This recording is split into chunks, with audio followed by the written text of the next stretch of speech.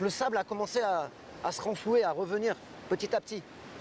Mais si je n'avais pas fait cette protection, je vous assure, vous voyez les deux cocotiers là-bas, les deux cocotiers avec la statue en rouge, où il y a à côté du petit garçon, la mer serait au-delà de ça.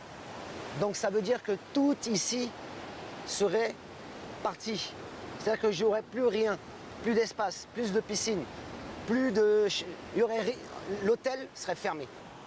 Pendant plusieurs jours en août, une série de vagues démesurées a souligné la vulnérabilité d'Assini et d'autres villes côtières à l'est d'Abidjan. Les escaliers qui nous mènent à la piscine, voilà les escaliers, c'est là qu'on passait pour aller à la piscine.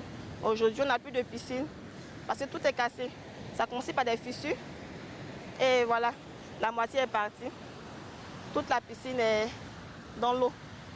Aujourd'hui, Nassir dépense jusqu'à 1 million de francs CFA, soit 1 640 $ par semaine, pour maintenir la mer à distance et son entreprise à flot, en achetant des camions de sable et en embauchant des ouvriers pour le déverser dans des sacs et renforcer les défenses de l'hôtel. Alors soit on y met vraiment les moyens mais qu'on n'a pas,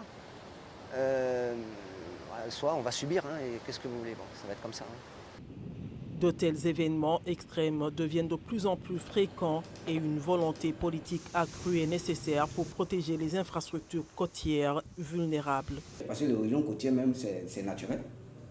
Une côte, forcément, la mer va venir éroder un peu, mais il faut atténuer cette érosion-là en mettant en place un système. Je pense que le gouvernement de Côte d'Ivoire a un projet qu'on appelle le projet Waka, qui sont en train de mettre en place des systèmes pour pouvoir pallier à ces dégâts-là. Pour certains, il est déjà trop tard. À 30 km de Kame Surf Camp, Alex Messan Kourassi, 60 ans, se tient dans les décombres de sa maison et de son hôtel que les vagues ont détruit au mois d'août.